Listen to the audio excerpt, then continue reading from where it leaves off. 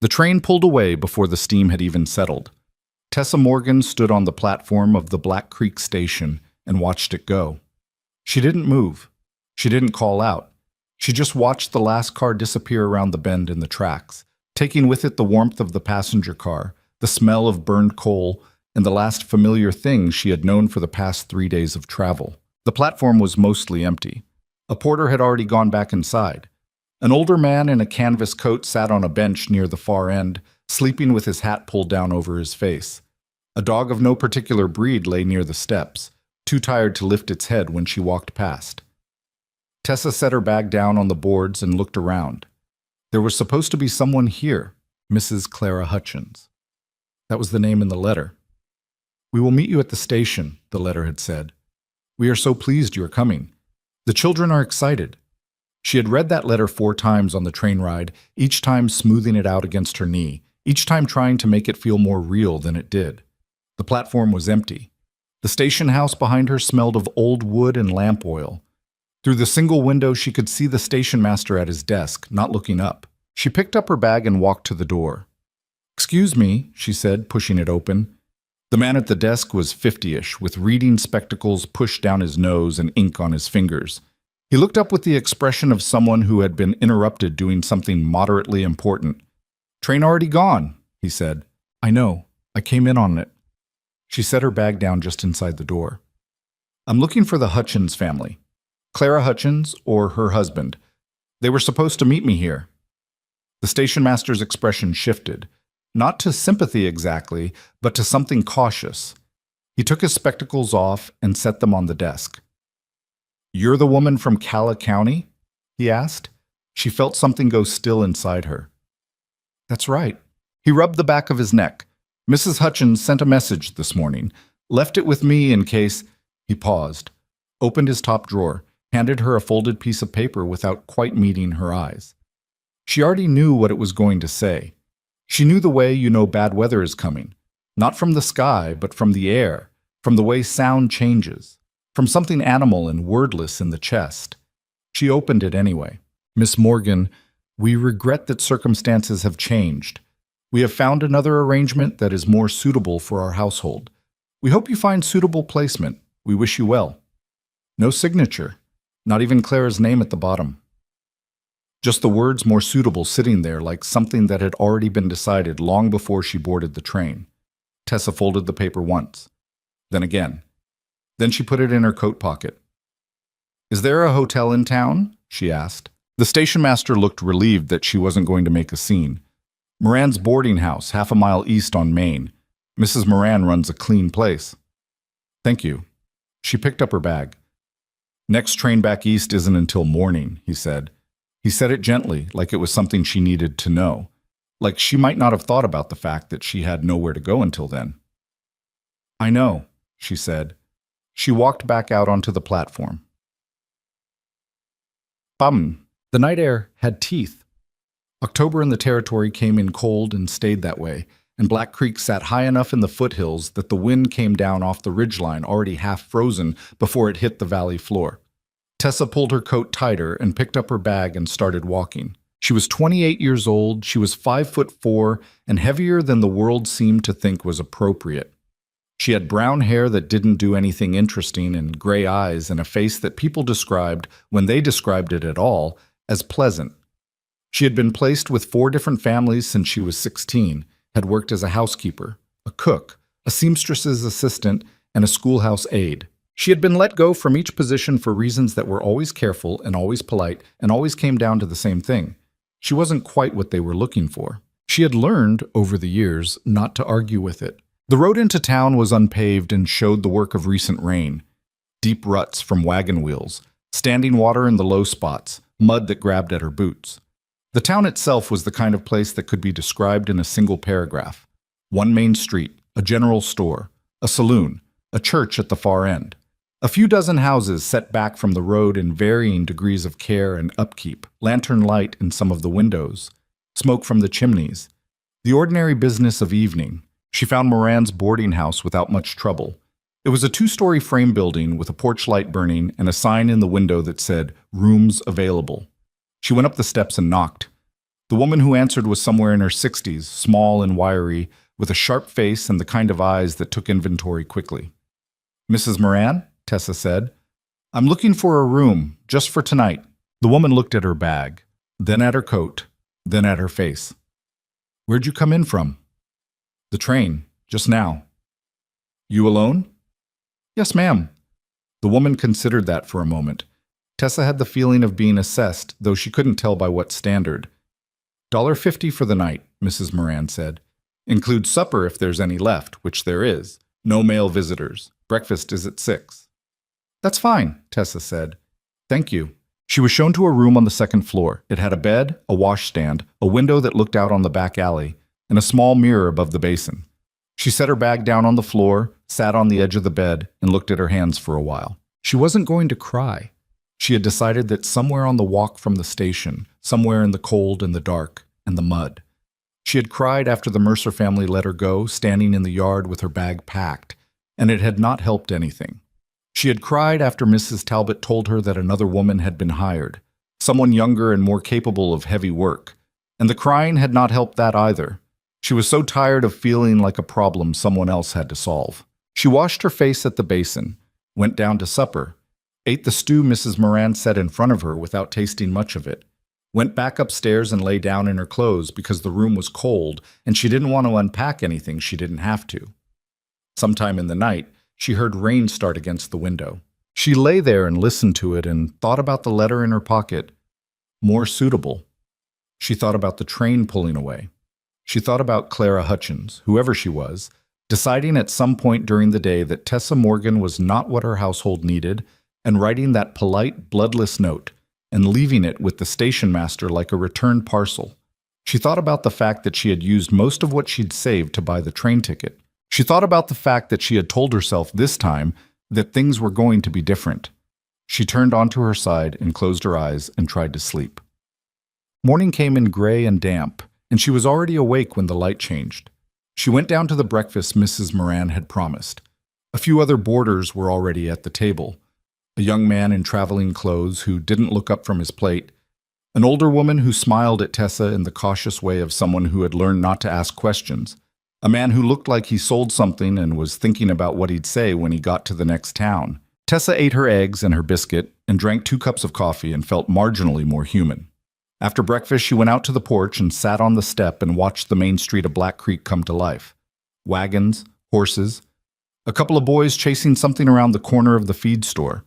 The ordinary morning traffic of a small frontier town. She had enough money for the return ticket, but only just. She would arrive back in Cala County with nothing but her bag and the clothes in it, and the wreckage of whatever hope she'd had when she left. She would have to find a room. She would have to find work. She had done it before. She could do it again. The thought sat in her chest like a stone. She was still sitting there when she heard them. 2 girls, maybe 7 or 8, coming down the wooden walkway at a pace that suggested they had been told to slow down and were not doing so. They were identical. Same dark hair, same gap-toothed smiles, same energy that seemed to crackle off them like something electrical. One of them had a ribbon in her hair that was coming undone. The other one had mud on her boots that had not been there when she left the house, probably. They were ahead of a man who was following them at a measured pace, carrying a worn leather saddlebag over one shoulder, and watching them with the expression of someone accustomed to this particular kind of managed chaos. He was tall, wide in the shoulders. He had the kind of face that came from years outdoors, weathered, angular, with a jaw that looked like it had been set by someone who meant it. He wore his hat straight and his coat plain, and he moved the way men moved who spent most of their time on horseback. A slight roll in the step, economical, not in a hurry, but not slow either. He looked somewhere in his mid-30s. He was not a man who smiled easily. You could tell that from 30 feet away. The girl with the coming undone ribbon stopped dead on the walkway and pointed at Tessa. "Papa," she said loudly, "that lady looks sad." The man said, "Ruby," in a tone that meant don't. But the girl, Ruby, apparently, was already crossing the distance between the walkway and the porch, with her sister a step behind, both of them regarding Tessa with the frank and total interest that only children and certain animals managed without apology. "Are you sad?" Ruby asked. "Ruby," the man said again, closer now. I'm all right, Tessa said. She looked at the girl and then at her sister, who had stopped a few feet back and was watching with equal intensity but more patience. Just thinking. What are you thinking about? The second girl asked. June, the man said, arriving at the bottom of the porch steps with the expression of someone containing something with effort. I'm thinking about what to do next, Tessa said honestly, because she didn't have the energy for a more reassuring answer, and because children always knew anyway. The girl named June looked at her with a seriousness that was startling on a face that young. Are you lost? She asked. Tessa opened her mouth to say no. What came out instead was a short breath of a laugh, the kind that wasn't quite funny. A little, she said. The man, their father clearly, had climbed the step and was standing now at the edge of the porch. He was looking at Tessa with an expression she couldn't fully read. Not unfriendly exactly, not warm either, something cautious and measuring. Sorry for them, he said. They don't always... He stopped, tried a different direction. They mean well. I can see that, Tessa said. They're not bothering me. He nodded once. He looked at her bag by the door, at her coat, still damp from the previous night, at her face. You come in on the train yesterday? He asked. Yes? Meeting somebody? She looked at him. I was supposed to be. It didn't work out. Something moved across his face. The Hutchins family, he said. It wasn't a question. Tessa stared at him. You know about that? Small town, he said. He seemed uncomfortable with something, though she couldn't tell if it was the subject or the conversation in general. He shifted the saddlebag on his shoulder. Word gets around. I see. She didn't know what to make of that. She wasn't sure whether to be embarrassed or just resigned. I'm heading back east this morning. On the train. Back to what? Ruby asked from approximately her elbow. Ruby, her father said, a warning note. That's rude, Ruby, June said from behind him, with the particular condescension of someone who was only separated from the bad behavior by 30 seconds and better timing. It's fine, Tessa said, though her chest had done something complicated at the question. Back to what? She looked at the girl. I'll figure something out. Papa, Ruby said, turning to look up at her father with an expression of complete matter-of-fact conviction. She can come to the ranch. The man closed his eyes for one very brief second. Ruby, we have a room. You said Grandpa Walter's room is empty now that he's in the main house, and that is not how this works. She doesn't have anywhere to go, Ruby said, as if this were simply information being organized into a logical conclusion. We have somewhere, so she should come. The silence that followed was the kind that had weight to it. Tessa looked at the man. He was looking at his daughter with an expression that was several things at once, exasperated, tired, and beneath both of those, something that was harder to name. He looked like a man who had been ambushed by his own children in a public place and was working out how to respond. Then he looked at Tessa. She looked back. Neither of them said anything for a moment. Cole Barrett, he said finally. He didn't offer his hand, but it wasn't unfriendly, just the way some men introduce themselves, as a statement of fact. Tessa Morgan. He looked at her bag again. At the train schedule posted on the wall of the station office across the street, which both of them knew said 9:45 for the eastbound departure. I'm not going to pretend my daughter said that in a normal way, he said. She didn't, Tessa agreed, but she's... He stopped. His jaw worked slightly, like he was chewing on something. I run a cattle operation, 8 miles north of town. It's just me and the girls and my father. We've been without help in the house since last spring. He said it plainly, not like a plea, more like he was reading from an invoice. I'm not looking for charity, Tessa said. She said it before she could think about whether she should, because it was true and it mattered that it was said. He looked at her steadily. I'm not offering charity. I'd need someone to manage the household. Cook. Help with the girls' schoolwork. General upkeep. A pause. There'd be a room and wages, modest ones. Papa doesn't offer things he doesn't mean, June said from behind him, with the air of someone providing a character reference. June, he said. It's true, she said. Tessa looked at the man. He was watching her without apparent anxiety about what she was going to say, which was either confidence or indifference, and she couldn't tell which. The two girls were watching her with an intensity that should have felt like pressure, but instead felt like something else, like being wanted somewhere, by someone, even if that someone was 7 years old and had mud on her boots. The train was in an hour and 15 minutes. One night, she said, I'd need to see the situation before I could agree to anything longer. Something shifted in his expression. Not quite relief. More like a door that had been held against wind finally being let to settle into its frame. Fair enough, he said. The wagon ride out to Barrett Ranch took 40 minutes over roads that were worse than the one coming from the station, and Cole Barrett said approximately 11 words the entire way. The girls made up for it generously. Ruby sat on Tessa's left and narrated the passing landscape with the thoroughness of someone who had thought about it extensively. That was the Miller Creek crossing, which flooded every spring and once swept a whole chicken coop into the south field. That pile of rocks had been a fence before something happened to it that she was fuzzy on. That tree had been struck by lightning 2 years ago, and Papa had said it would fall, but it hadn't yet. June sat on her right and offered corrections where necessary. Ruby frequently disputed the corrections. At one point, there was a brief argument about whether the chicken coop incident happened before or after June broke her arm falling out of the barn loft, and both of them turned to Tessa for arbitration despite the fact that she had known them for 40 minutes. I have no idea, she said honestly. Ruby pointed at her. See, she doesn't know. That's not a ruling, June said. It's girls, Cole said from the front. One word. They settled. Tessa looked at the back of his head. He was watching the road. She couldn't see his expression from where she sat, but his shoulders had the particular set of a man who was tired in a way that sleep didn't fix. She had seen it before. She had seen it in men who had lost their wives young and were doing the work of 2 people alone for long enough that it had become their normal weight to carry.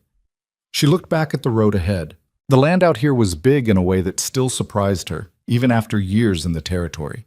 The sky went on past where reasonable people thought skies ought to go. The hills rolled away in long brown swells, dry grass catching the morning light, and the mountains in the distance were the deep blue of things that don't move. It was beautiful the way hard things were sometimes beautiful, because of what it cost to be there, not in spite of it. The ranch came into view over a low rise. It was not a grand operation. Nobody would have called it prosperous on sight. The main house was solid enough. 2 stories, painted white at some point in the past, and in need of another coat. But the porch had a board that sagged on the left side, and the barn beyond it had a hinge on the big door that kept it from sitting flush. There was a bunkhouse 100 yards back, and a smaller structure that she thought was a smokehouse, and a long wooden fence that marked the near edge of the pasture. 2 horses stood at the rail near the barn. A man came out of the main house as they pulled up. Older, in his 60s probably, with white hair and the same jaw as Cole, and the kind of deliberate walk that meant something hurt, but he wasn't going to mention it. "That's Grandpa Walter," Ruby announced, as if Tessa might have been confused about who the old man walking toward them was. Cole climbed down from the wagon seat. "Pa saw the wagon coming up the road," Walter Barrett said. His eyes had already moved to Tessa with the directness that was not rude, but was completely unambiguous. "Who's this?" "Tessa Morgan. She came in on the train yesterday. She's looking at the position." Walter looked at her for a long moment. "The Hutchins business?" "Yes, sir," Tessa said. She had climbed down from the wagon by herself, not waiting. She held out her hand. "Tessa Morgan." He shook it with a dry, firm grip. His eyes were light blue and sharp. "Walter Barrett. You know anything about cooking?" "I do." "Cole burned the potatoes again on Tuesday," he said. "So?" "I did not burn the potatoes," Cole said from somewhere behind Tessa. "They were black, son." "That's called browning." Walter looked at Tessa with the expression of a man making a case without further argument. She bit down on the inside of her cheek to keep from smiling. "Why don't I make lunch?" she said. "And you can tell me more about the position." The kitchen was not a disaster. That was the first thing she noted. It was not tidy either, but it was fundamentally a functional space that had been managed by someone who knew what they were doing and then left to its own devices for long enough to acquire a layer of benign neglect. The pots were stacked in the right places. The dry goods were organized, more or less. Someone had put the knives in a drawer instead of leaving them on the counter, which was a better sign than people gave credit for. She found dried beans and salt pork and the makings of cornbread in the pantry. She found a pot that was heavy enough and a pan that wasn't warped. She built the fire up in the range and started working. Ruby installed herself at the kitchen table immediately and began doing something with a piece of rope that Tessa couldn't identify but seemed important. June sat across from her with a reader open on the table and made periodic observations about the story she was reading, addressed to no one in particular. Cole Barrett stood in the doorway for a while, then apparently decided that whatever he was going to say could wait, and went outside. Walter sat at the table and drank his coffee and watched her work with the forthright attention of a man who had earned the right to size people up. "Where you from?" he asked. "Cala County, originally from Maple Ridge out east. Long way to come." It was. He was quiet for a moment. The beans were starting to come up. She added a pinch of salt and turned the heat down. "How long were you in placement?" he asked. She looked at him. "How did you know?" He shrugged. "The way you carry your bag, like it's the only thing that's yours." She didn't say anything to that. "I'm not asking to embarrass you," he said. His tone was level, just trying to understand the situation. 12 years, she said. "I've been placed with 4 families since I aged out of the county system." He nodded once. "And they all let you go?" "For various reasons?" "What reasons?" She turned from the stove and looked at him. He met her gaze without apology. There was something in the directness that she found she didn't mind. It was better than the careful, sideways assessments she was used to. "I wasn't what they were looking for," she said. "I'm not particularly young or particularly pretty or particularly easy to fit into the idea of what someone imagines a household woman should be. I work hard. I'm good at what I do, but I don't—" She paused, tried to find the right word. "I don't make things easy for people who want something soft and agreeable." Walter Barrett looked at her for a long moment. "Good," he said. Then he picked up his coffee cup and went back to drinking it. She turned back to the stove.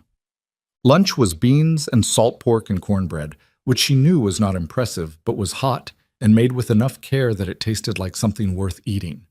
Cole Barrett sat across the table from her and ate 2 helpings without saying much. Walter ate steadily and with evident satisfaction. Ruby knocked over her cup of water and June told her she'd done it wrong, and the resulting dispute required minor intervention. After the dishes, Cole walked with Tessa out to the porch, while the girls helped Walter with his afternoon task of mending fence on the south line. He stood with his arms crossed, looking out at the pasture. "The position is real," he said. This isn't something I thought about on the spot because Ruby made an embarrassing speech on a boarding house porch." "I didn't think it was," Tessa said. He glanced at her sideways. "We've had 2 women come out from town since spring. Neither of them stayed more than 3 weeks." "Why not?" He seemed to weigh the answer. "It's not an easy situation. It's remote. The girls they're a lot of energy, and they're not quiet. My father has opinions about how things should be run, and he's not shy about them." A pause. "And I'm not easy to work for. I don't mean that as a warning exactly. Just, I don't socialize much. I'm not good at—" He stopped. Tried again. "I run the ranch. I take care of my daughters. I don't need conversation. I need someone who knows what they're doing and doesn't need to be managed." Tessa looked at the pasture. A few cattle had come up near the near fence, standing in the afternoon light with the patient indifference of cattle everywhere. "I heard you the first time," she said, "about the wages and the room. They're modest. I understood that." Another pause.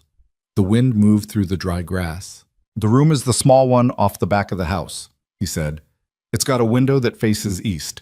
Grandpa Walter used it before he moved into the main bedroom after his hip." He said this like it was information, just information, and nothing more. "Can I see it?" she asked. They walked around the house. The room was small. A bed, a chest, a window, a hook on the wall for clothes. It smelled of cedar and dust and old wood. The window faced east, as he'd said, and through it she could see the line of the mountains going pale gold in the afternoon light. She stood in the doorway for a moment. She had lived in smaller rooms. She had lived in worse ones. She had once slept in a room that also served as a storage space for half-finished saddles, and the smell of leather and hide oil had worked its way into her hair for 2 weeks. This room was clean. It had a window that faced the mountains. You said one night to start, Cole said from behind her. He wasn't pressing, it was just the fact of the conversation. She turned. A week, she said. I'll stay a week, and we'll both decide if this is something that can work. He looked at her. Something in him was still careful, still measuring, but there was a quality to the way he was standing that had changed slightly. Less like a man braced for disappointment, and more like one who was deciding to let the possibility in, at least provisionally.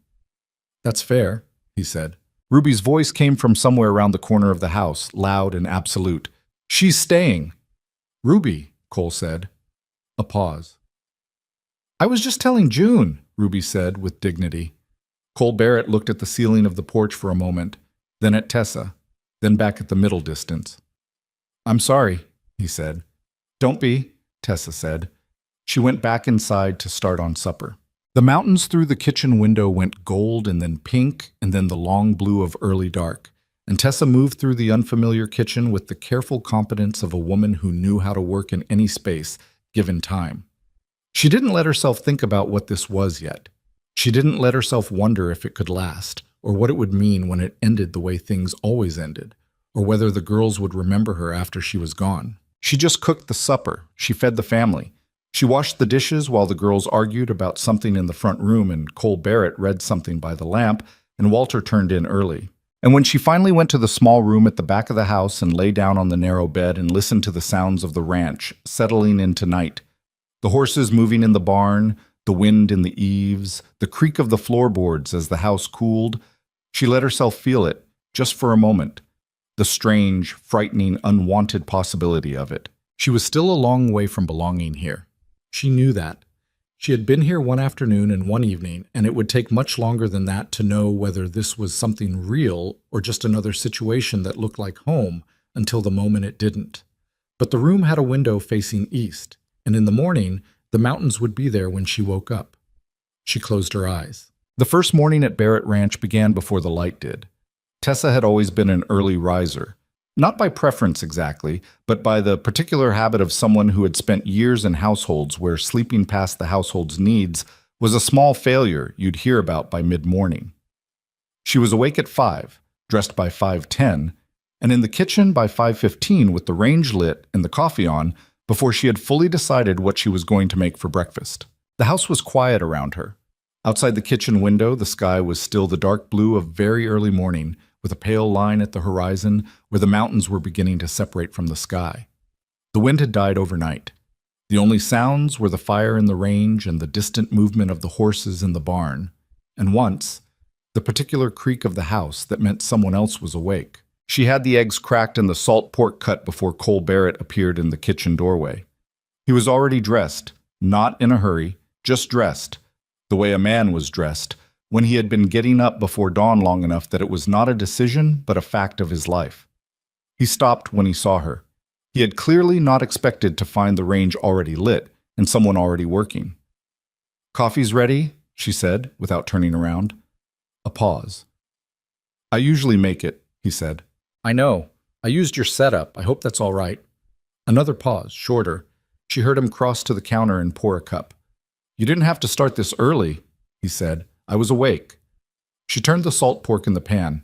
"The girls, what do they usually eat?" "Whatever's there." He stood near the door with his coffee. Not in her way, she noted. Some men stood in kitchens the way they stood in the center of any room, taking up space without thinking about it. He had positioned himself at the edge of her working area, not inside it. Ruby doesn't eat eggs if they're runny. June won't eat them if they're too hard. "What's the window?" He looked at her. "What?" "Between too runny and too hard. What's the range I'm working with?" Something moved briefly across his face. Not quite a smile, but something adjacent to it. "About 30 seconds, he said. "Useful to know?" He drank his coffee. She finished the eggs and found plates in the cabinet above the left side of the range. He moved slightly to let her reach the cabinet without asking him to, which she filed away without comment. Walter came down at 6, already dressed and with his hat on, which she had learned was apparently how he arrived at every morning, regardless of where he'd slept. He looked at the table, eggs, salt pork, biscuits she'd put in the oven while the pork cooked, and then at Tessa with an expression that was not effusive but contained something warm. "Better than Tuesday," he said, sitting down. She wasn't here Tuesday, Cole said. That's what I said, Walter said. The girls came down at 6:30 in the particular chaos of two children who occupied the same space and had entirely different morning speeds.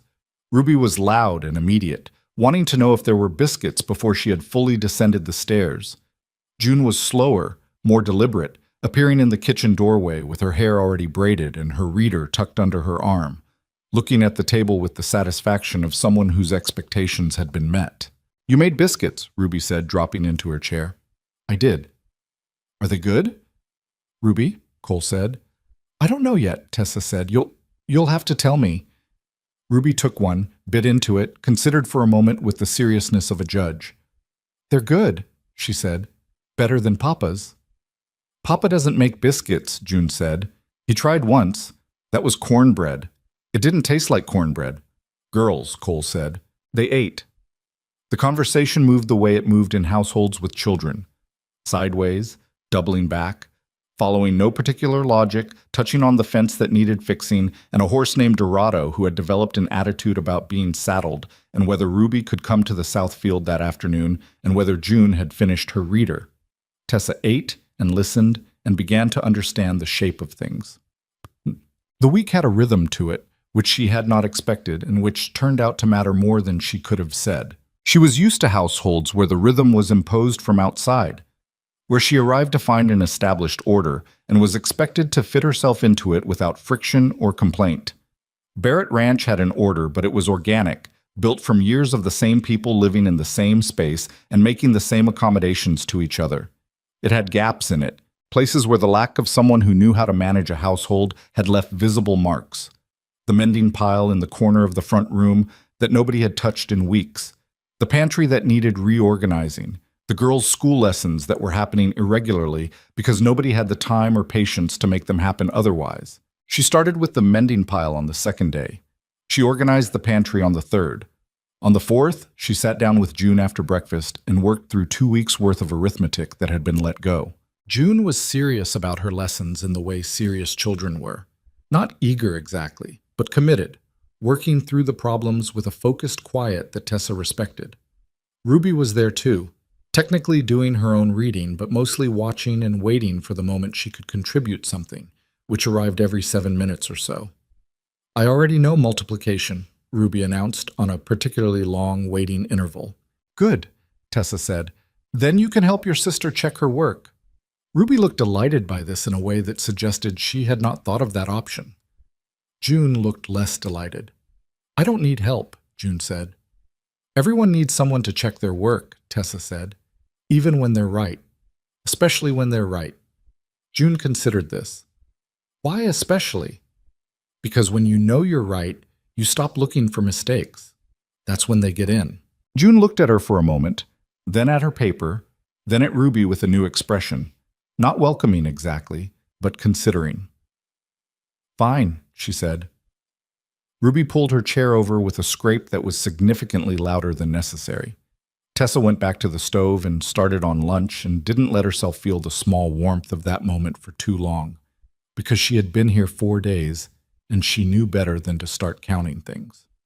Cole Barrett was not an easy man to read, and she had stopped trying by the 3rd day. He was not unfriendly.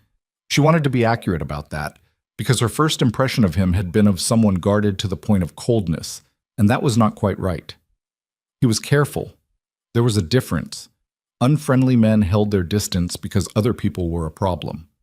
Careful men held their distance because they had learned that getting close to things had costs, and they were running a careful accounting. He said what he meant and didn't pad it. He thanked her for meals without elaborating, and when she reorganized the pantry, he came in, looked at it for a moment and said, "That works better," in the same tone he used for most statements of fact. When she asked him about the mending pile, whether there were items she should prioritize, whether the girls had anything that needed doing for school, he answered directly without making her feel like she'd asked for something unreasonable. He worked from before dawn to after dark, most days. She knew this not from watching for it, but from the sounds of the house, the door before light, the door again when supper had been ready for 20 minutes, and she was keeping it warm on the range. He came in dusty and tired and ate without complaint, and answered the girls' questions about the day with the compressed patience of a man who was spent but not absent. On the fourth evening, he came in and Ruby launched into a detailed account of the arithmetic lesson and Tessa's rule about checking your work even when you're right, and Cole had looked at Tessa over Ruby's head with an expression that was genuinely curious. "She argues with everything," he said, meaning Ruby. "I know," Tessa said. "She didn't argue with that." "I know." He looked at her a moment longer in that careful, measuring way, then went to wash up for supper without saying anything else. The trouble started on the fifth day. She had walked to town for supplies. Cole had offered the wagon, but she had said she preferred to walk, which was true, and she had gone in the mid-morning when the road was clear and the weather was decent. The general store was run by a man named Aldous Fry, who was polite in the professional way of merchants who needed to be polite to everyone but had opinions about most of them. She had her list. She worked through it efficiently, and Fry was filling the order from the shelves when the door opened and two women came in. Tessa knew the type. Not the women specifically, she'd never seen either of them, but the type. The kind of women in small towns who were not unkind exactly, but who had long memories and the particular interest of people who lived in a place where not much happened, and newcomers were there for information. They looked at her the way she was used to being looked at. That assessment, quick and practiced, taking inventory of the things that added up to a conclusion about who you were and what you were worth. "You're the woman out at Barrett Ranch," said the older of the two. It was a statement, not a question. "I am," Tessa said. She kept her tone even. "We heard Cole took on a housekeeper." The woman's voice was not hostile, but it had an edge to it. After what happened with the last two, Tessa handed Fry the rest of her list. "I don't know about the last two." "Didn't stay. Neither of them. Too remote," they said. A pause. "That what you think? Or are you planning to stick it out?" There was something in the phrasing that Tessa noted. Planning to stick it out. Like the endurance of the arrangement was somehow suspicious. Like she should have an answer ready that explained her motivations to everyone's satisfaction. "I don't plan that far ahead," she said pleasantly. The second woman, younger, with a sharp face and the kind of smile that meant something other than warmth, spoke for the first time. "I heard you came in on the train alone. No family, no connections." "That's right. And you ended up at a widower's ranch with two motherless girls." The way she said it was careful enough to deny it meant what it meant. Tessa had dealt with careful before. "I'm the housekeeper," she said, still pleasant. "I cook and manage the household and help with the girls' lessons. The same thing I've done at every position I've held." She smiled. Not warmly. "Is there anything else you'd like to know?" The younger woman's smile held. "I'm sure you're very capable." Fry set her supplies on the counter with the expression of a man who was very interested in the ceiling above his head. Tessa paid for the order, loaded it into the bag she'd brought, and walked back to the ranch. She didn't say anything about it when she got back. There wasn't anything to say. She had been in towns long enough to know how these things moved. They started with a comment and became a story, and the story became the thing people believed, and there was nothing she could do about the believing part. She made lunch. She listened to Ruby and June argue about something in the yard. She went back to the mending pile.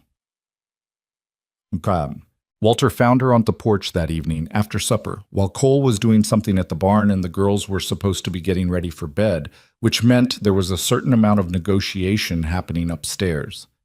He lowered himself into the chair beside her with the careful motion of a man whose joints had an opinion about everything.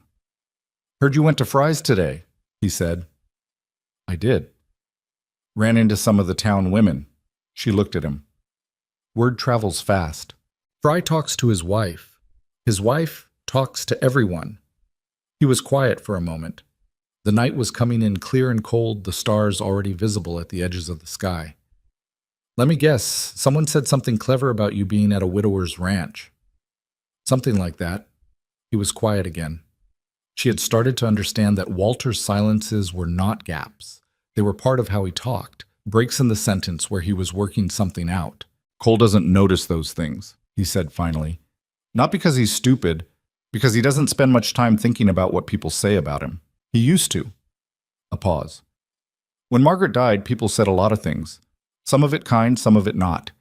He decided at some point that none of it changed what needed doing.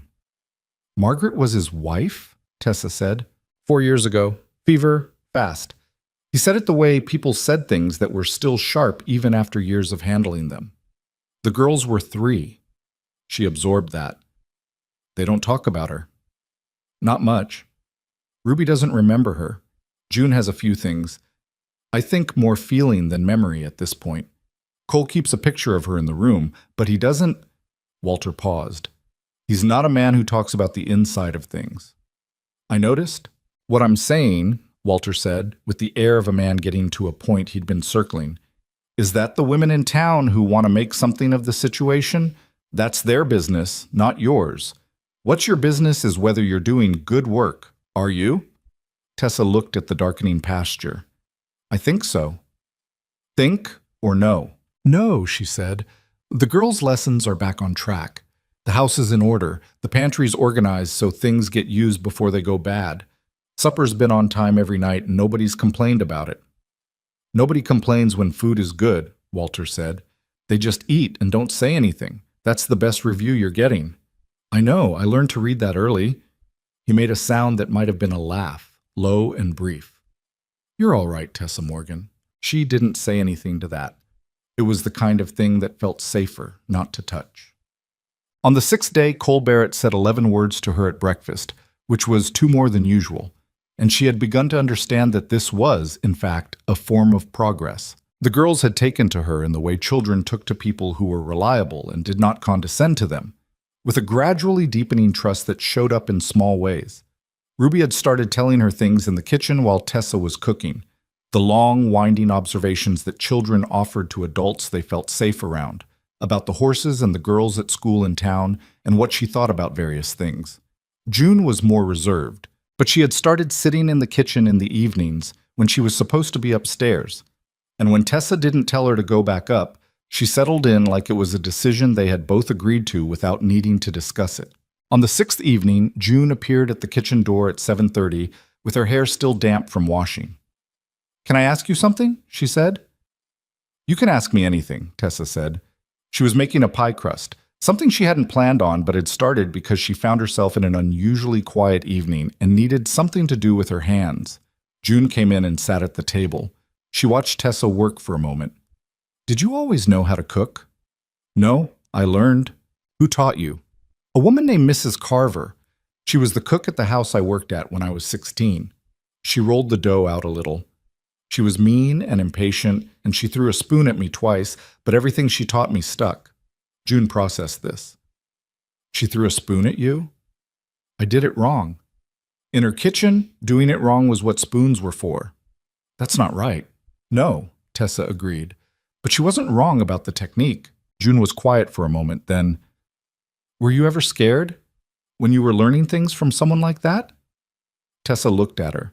The girl was asking something real, she could tell. Not just asking about cooking, asking about something harder than cooking. Yes, she said honestly. But I learned that being scared and doing the thing anyway was better than waiting until the scared feeling went away. Because sometimes it doesn't go away. You just get used to doing things scared. June looked at her hands on the table. There's a girl at school, she said, in a different tone. She said I should be better at sums because I'm older than most of the other students, and it's embarrassing that Ruby is faster. Tessa kept rolling the dough. Is Ruby faster at sums? Sometimes. Is that what you're worried about, being slower? I'm worried about what to say when she says it again. Tessa thought about it for a moment. You can say, everybody learns different things at different speeds, and fast at sums doesn't mean fast at everything. And if she wants to compare herself to a 7-year-old, that's her decision. June looked at her. Can I really say that? You can say true things. June thought about that for a long moment. What if she gets mad? Then she gets mad. Her being mad doesn't make the true thing less true. From the front room, they could hear Walter and Cole talking. The low murmur of it, nothing they could make out. Just the texture of conversation between two people who had known each other for decades. Ruby had apparently gone to sleep actually on time for once, which Tessa suspected was because she had run hard all day and had finally run out. June watched her press the crust into the pan with a kind of quiet, that was different from discomfort. It was the quiet of someone sitting somewhere they wanted to be. "Will you stay?" she asked. She said it the way children asked hard things, directly, without preamble, without the adult habit of dressing the question up in safer language first. Tessa was quiet for a moment. "I'm here now," she said, "and I'll tell you honestly if that changes." It was not a promise. It was not a reassurance. It was the most honest thing she knew how to say, and she thought June was old enough to understand the difference. June nodded. She sat for another few minutes watching the pie go together, and then she said goodnight and went upstairs. On the 7th morning, Tessa was in the kitchen before 5 again, the same as every morning, and Cole came in and found her there, the same as every morning, and she handed him his coffee, and he took it and stood near the door, and they were quiet for a moment in the way they had gotten used to being quiet in the early mornings when the house was still and the day hadn't started its wait yet. "The week's up," he said. "I know." He looked at her. "I need to ask you directly." "Go ahead." "Are you staying?" She turned from the stove. He was standing with his coffee in both hands, watching her with that careful, measuring look she had catalogued over the past 7 days. Not aggressive, not open, just attentive in the way of a man who did not miss things, but did not always know what to do with what he saw. She thought about the women in Fry's store. She thought about the letter in her coat pocket, still there, more suitable pressed between the folds. She thought about June sitting in the kitchen in the evenings, and Ruby narrating the landscape and Walter saying, "You're all right," in that dry, understated voice. She thought about the window in her room facing east, the mountains in the morning light. "I need something from you if I stay," she said. He didn't look surprised, exactly. More like he had expected there would be terms. "What?" "If there comes a time when you decide this isn't working, for whatever reason, you tell me directly. Not a letter, not an intermediary. You say it to my face and you give me fair notice to find something else." He was quiet for a moment. She could see him thinking about why she was asking for that specific thing, and she watched him arrive at the answer without her having to explain it. "Done," he said. "Same from me. If you decide to go, you tell me directly." "Fair. Anything else?" "The girls' lessons need to be consistent. 3 mornings a week, minimum, and I need them not to be pulled off for ranch work during lesson time unless there's a genuine emergency." "Agreed." "And the south porch board needs to be fixed before winter. Someone's going to step through it." Cole looked at her. Something happened at the corner of his mouth. Brief, suppressed. "I'll fix the board." "All right," she said. She turned back to the stove. He stayed near the door with his coffee for another moment. Outside the window, the sky was starting its slow change from black to dark blue, the mountains just beginning to separate from the night. "Tessa," he said. She looked back. "The last 2 women who came out here—" He stopped, started differently. "I didn't make it easy on them. I know that." She studied him. "Are you apologizing?" "I'm saying I know it wasn't just the remote location."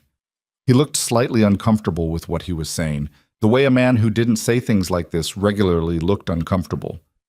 "I'm not going to tell you it'll be easier. I don't know that, but He seemed to run out of the phrasing for what he was trying to say, and then decided to cut straight to the center of it.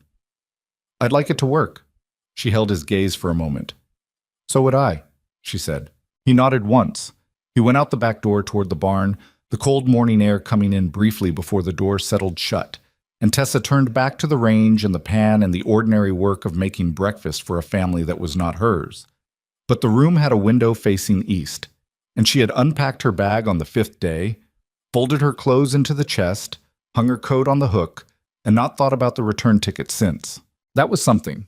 She didn't know yet what, exactly. But it was something.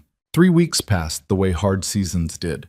Not quickly, not slowly, but with a weight to each day that you only noticed when you looked back and tried to count them. Tessa had settled into Barrett Ranch the way water settled into cracked ground, not by force, but by finding every gap and filling it until the shape of her presence was woven into the daily life of the place. The kitchen was hers now in the way a working space belonged to the person who worked it most. Not by ownership, but by habit. By the small reorganizations and adjustments that made the difference between a room you occupied and a room that functioned. She knew where the draft came in on cold mornings, and which burner on the range ran hotter than the others.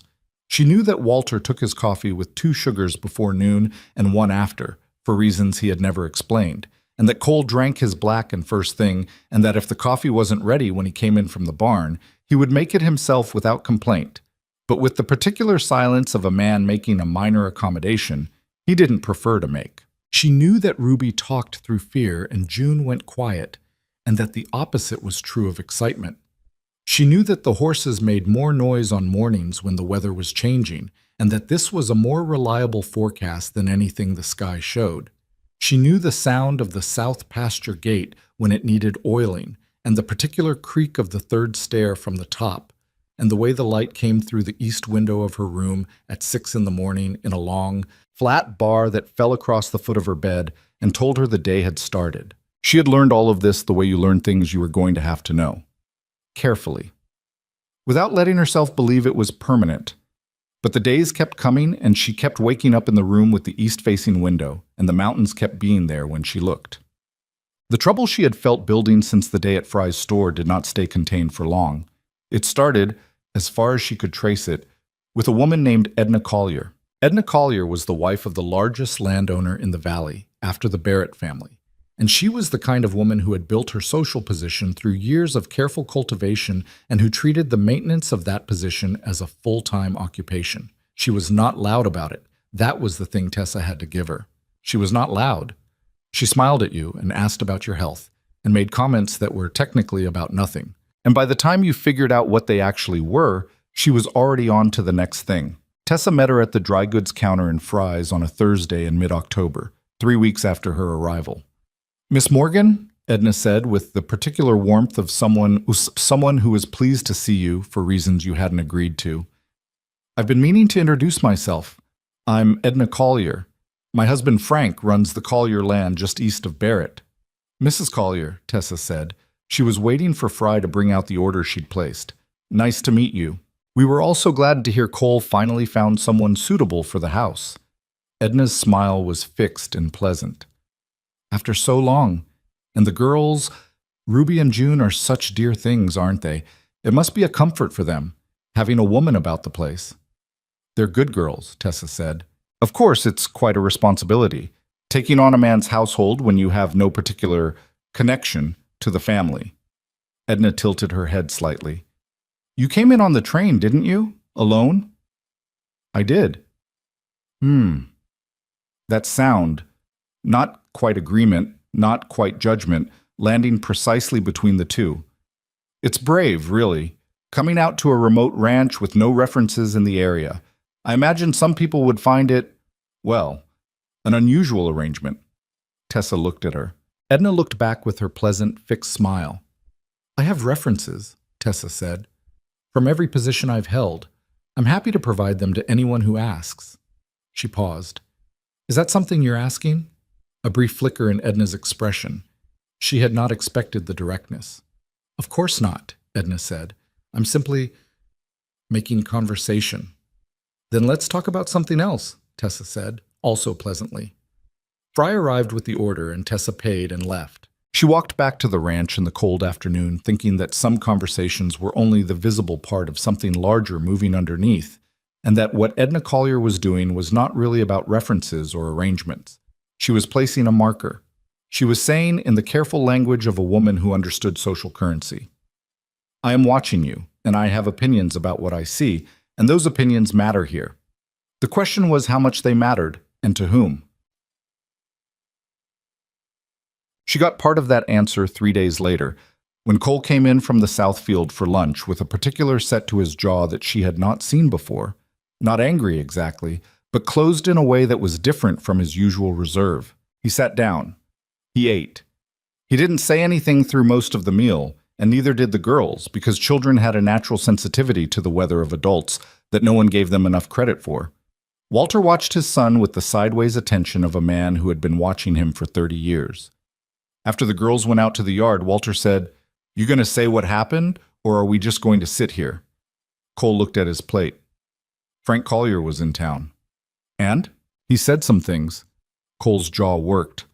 "About the household situation." Tessa kept her eyes on her coffee cup. "What things?" Walter said. He said, Cole stopped, started again, with the deliberate care of a man relaying something he found distasteful. He said some people in town have been talking about how I've taken on a woman with no family, no local ties, and no particular reason to be here except that she needs somewhere to land. He said some people think... Another stop. His voice had gone flat and careful.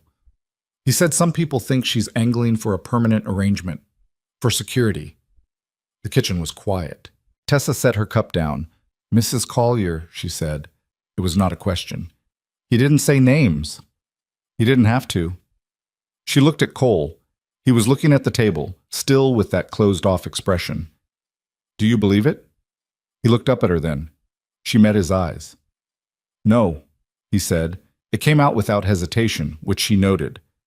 Then it doesn't matter what Frank Collier passes along from his wife. It matters if people are saying things about the ranch, about the girls.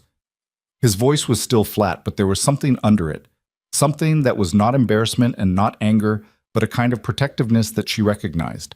He was not upset on his own behalf. He was upset because whatever people said touched his daughters, and his daughters had not asked for any of it.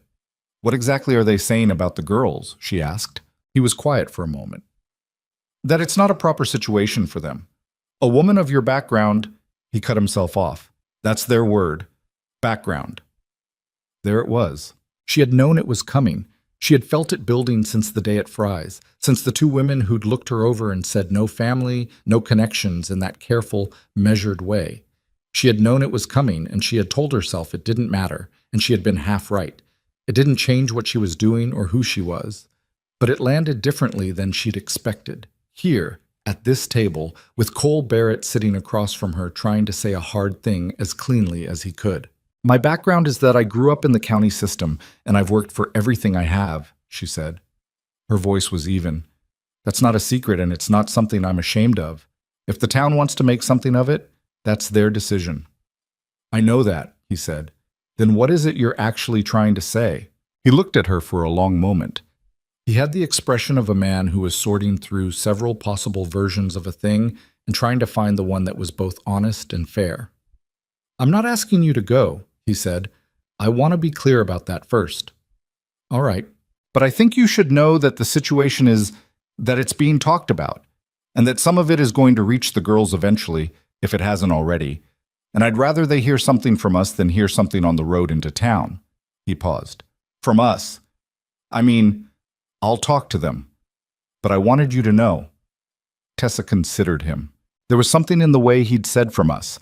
Not quite a slip, not quite intentional, somewhere in the middle, in the way real things usually were. All right, she said. I think that's the right call. Walter, who had been quiet through all of this, refilled his coffee and said nothing, but he put his hand briefly on the table between them, not touching anything, just there, and then got up and went outside. She talked to the girls that afternoon, in the kitchen, while she was teaching June to make the bread dough, and Ruby was nominally helping but was mostly narrating. She didn't make a production of it. She just let it come up naturally, the way things came up in kitchens, where the work in your hands gave you somewhere to put your attention so the words could be about the real thing without looking directly at it. Have any of the kids at school said anything about me? She asked, folding the dough over. June was quiet for a moment. Ruby, notably, was also quiet, which meant they both knew something. Lori Fitch said you were after Papa's money, Ruby said. She said it with the flat, factual tone of someone reporting the weather, but her small jaw was tight. What did you say? Tessa asked. I said we don't have that much money. Ruby's voice was still tight. And then I said she doesn't know anything about you. Ruby got sent to stand outside for the rest of recess, June added, not quite approvingly, but not disapprovingly either. I don't regret it, Ruby said. I know, Tessa said. She kept working the dough. The kitchen was warm. Outside the window, the afternoon was beginning to shade toward early dark. Can I tell you something true? She said. Yes, June said immediately. Ruby nodded. I came here because I had nowhere else to go, that's true. I won't pretend it isn't. I came off the train with nowhere to sleep, and your father offered a place, and I took it. She folded the dough again.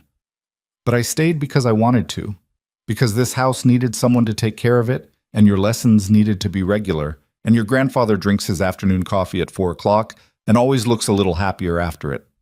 She paused. "I stayed because I wanted to be here, not because I needed to be."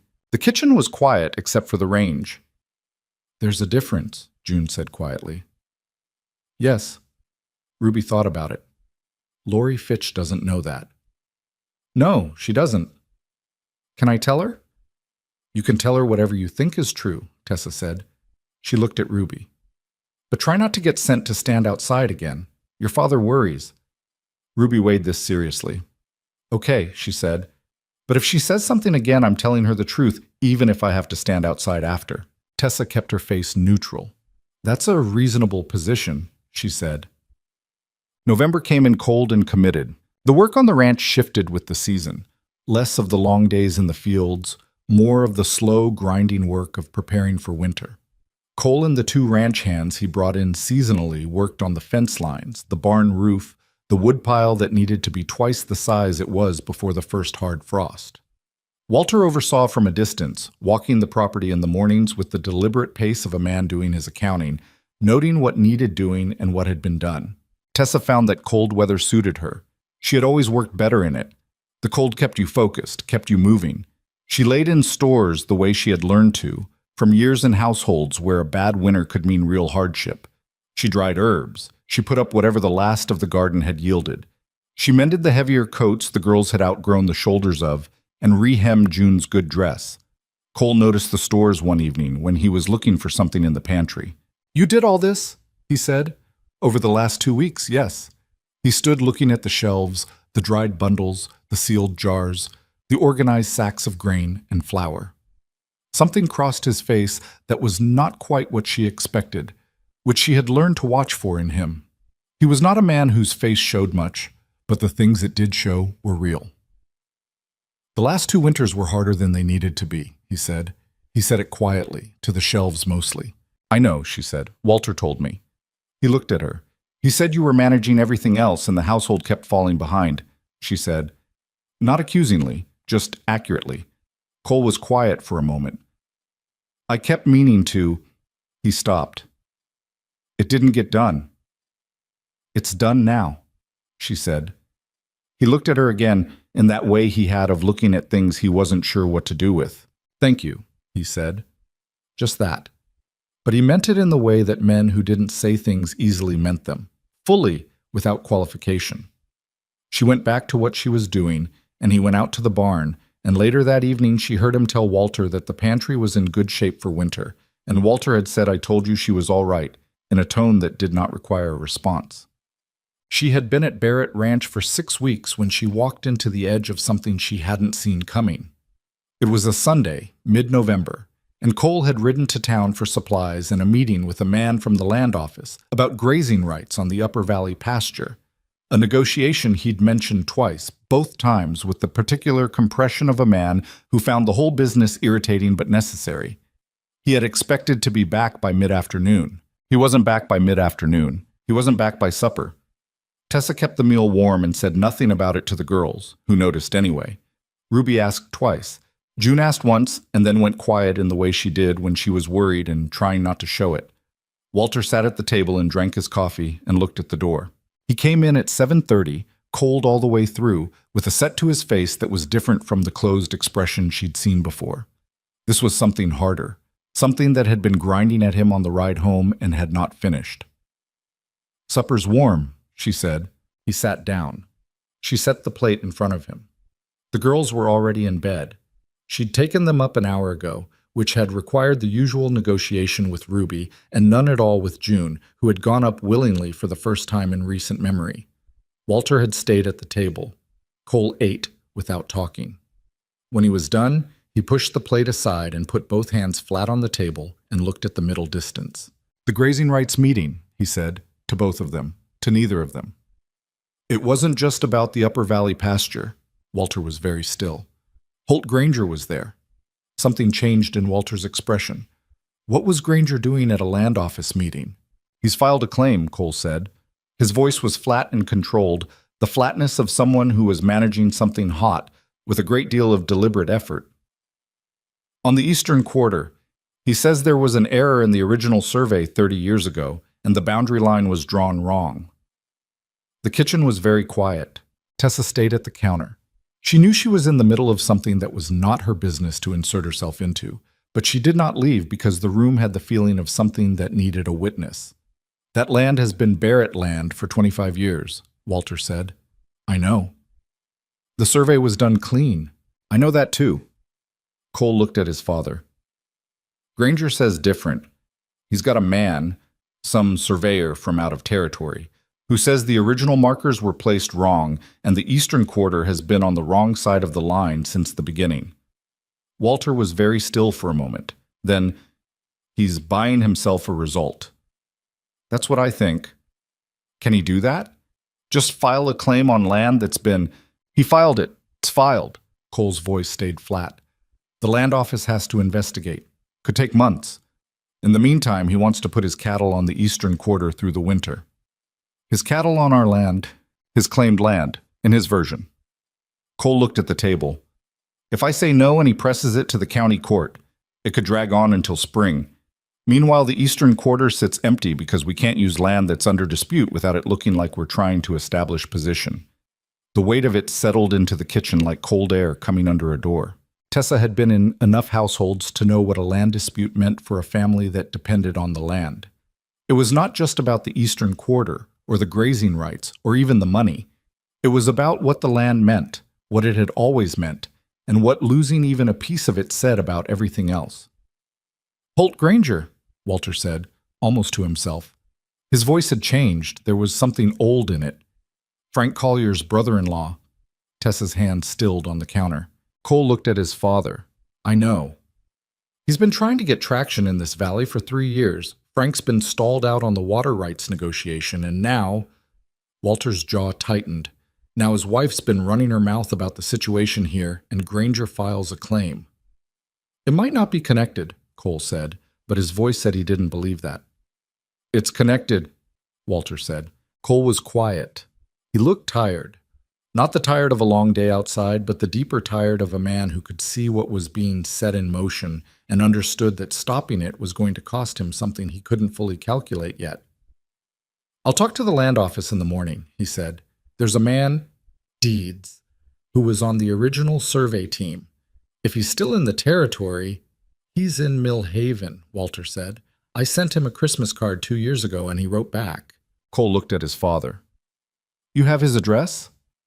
In my desk. Something shifted slightly in Cole's expression.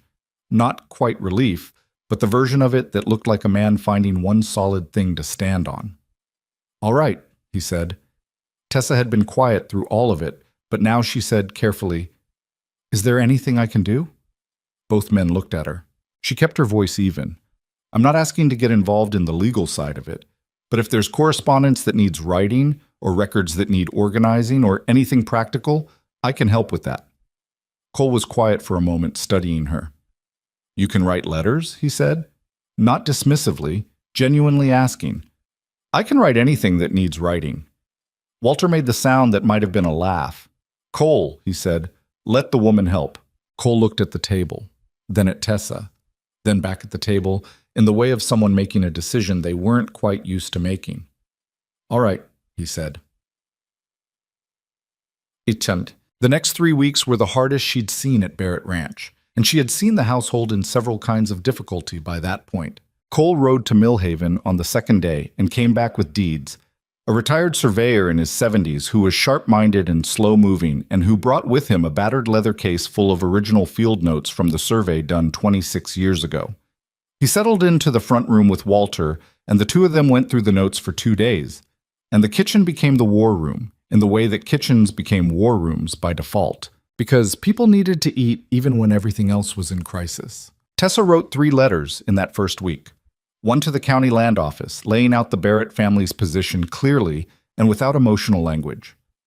One to a lawyer in the county seat whose name Cole had gotten from the land office clerk who, it turned out, did not like Holt Granger and was not professionally prohibited from showing it through the selective sharing of useful information.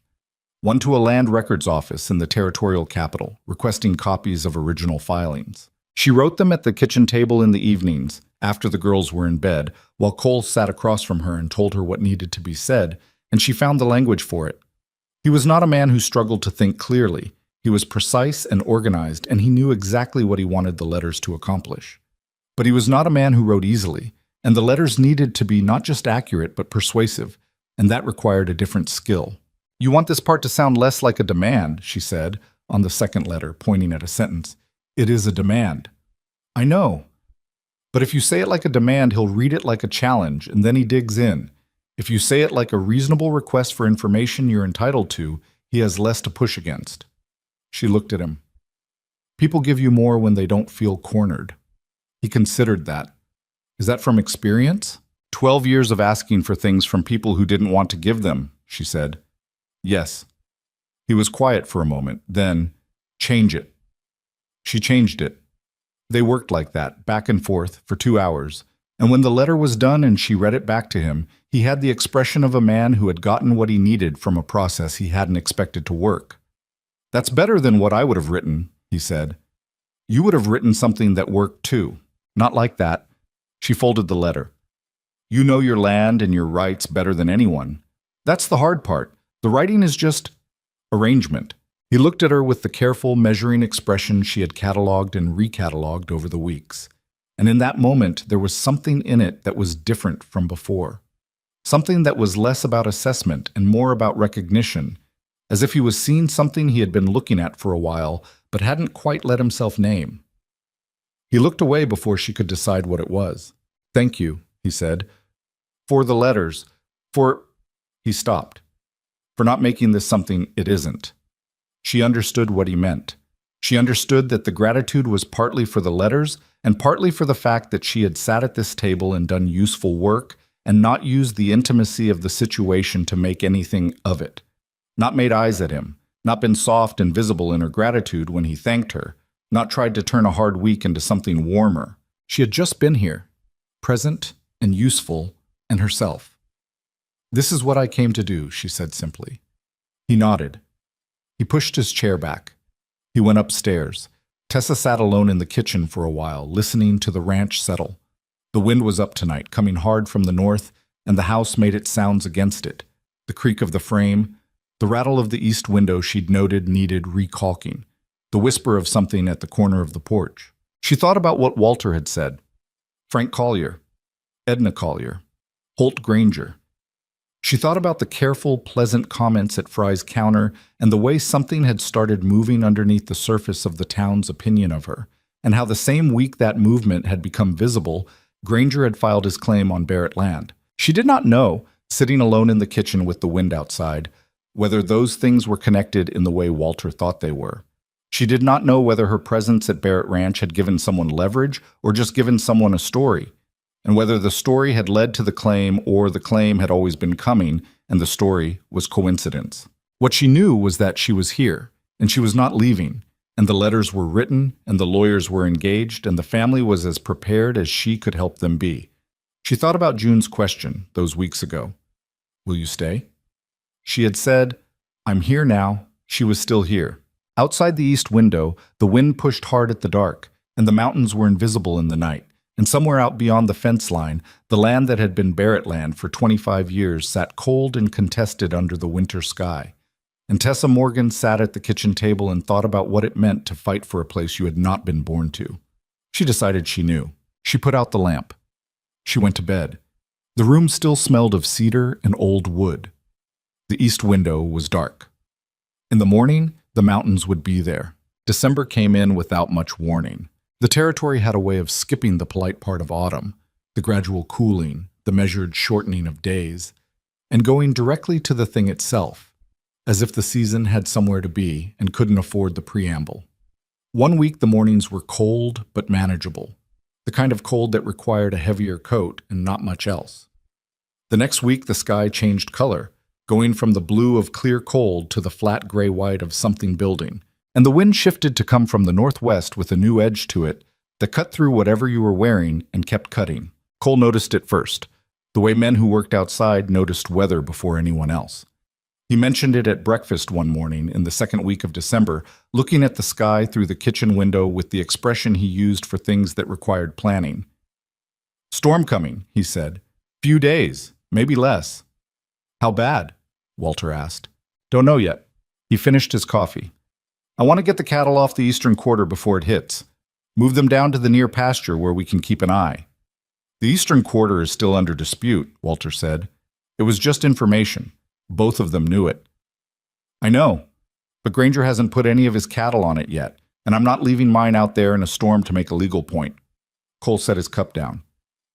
I'll write out this morning. The legal situation had not resolved. The lawyer in the county seat, a man named Hargrove who spoke in short sentences and charged by the hour, had filed a response to Granger's claim and requested that the original survey documents be reviewed by a neutral party. The land office had agreed in principle. The neutral party had not yet been named. It would take time, Hargrove said. These things took time. Tessa had written 2 more letters in the week since, and each time she and Cole sat at the kitchen table in the evenings and worked through what needed to be said. There was less of the careful distance between them and more of something else. A working ease, a shorthand that developed between people who had spent enough time solving problems together. She noticed it. She was fairly certain he noticed it too. Neither of them said anything about it, which was the only reasonable position given everything else that was happening. Chuck, the storm came faster than Cole had estimated.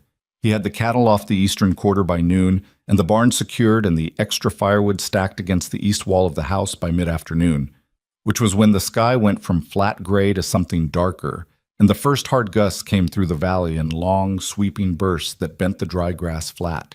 By 4 o'clock, the snow was coming sideways. Tessa had the girls inside, the range stoked high, and a pot of soup on that would last through whatever the evening required. Walter had come in from his walk earlier than usual. She had seen him at the porch before 3, looking at the sky with the assessment of a man who had seen 70 winters and knew which ones to take seriously. Ruby was at the kitchen table with a piece of paper, making something that had started as a drawing and become an elaborate system of connected shapes she couldn't fully explain. June was in the front room with her reader, the lamp pulled close. The wind picked up around 4:30 and the house made new sounds. Not the familiar creaks and settlings she had cataloged over 8 weeks, but something more insistent, a kind of pressure against the walls that made you aware of what the walls were for. Cole came in just before 5, snow on his hat and coat, and went straight to the range to warm his hands. How bad is it? Tessa asked. Getting worse. He looked at his hands, flexing them against the warmth. Temperature's dropping fast. If it stays like this overnight, the creek will ice over by morning. The horses are in? All in. Barn's latched. He looked at Ruby, then at June through the doorway. Something in him settled slightly. The particular settling of a man who had verified that the people he was responsible for were accounted for. Tessa put a bowl of soup in front of him without being asked. He sat down and ate, still in his coat, the snow melting off it onto the chair. Eat at the table, Papa, not like an animal, Ruby said, without looking up from her shapes. Ruby, Tessa said. It's fine, Cole said. He looked at his daughter with an expression that was tired and fond and slightly amused, which was the exact combination Ruby could reliably produce in him even in the middle of difficult days. She's not wrong. He took his coat off and hung it by the door and came back to the table like a civilized man, which Ruby acknowledged with the regal nod of someone whose point had been made. Walter came in from the front room with his coffee cup. Creek Road will be impassable by morning, he said, sitting down. I know. We're in for a day or 2, minimum. I know that too. They were quiet, listening to the wind work at the house. The lamp in the kitchen swayed slightly in a draft from somewhere. The east window she had noted needed recaulking 3 weeks ago and had been on her list and had not gotten done, because there was always something more urgent. She made a note to herself to do it in the morning when the storm had shown them exactly where it was getting in. The night was loud, not violent. It did not feel like danger, not exactly, but it felt like the world outside had decided to make itself known with some persistence. The wind did not let up. The snow kept coming. Around 9 o'clock, a branch came off the big cottonwood at the northwest corner of the yard with a crack that brought Ruby out of her room in a panic before anyone could stop her. What was that?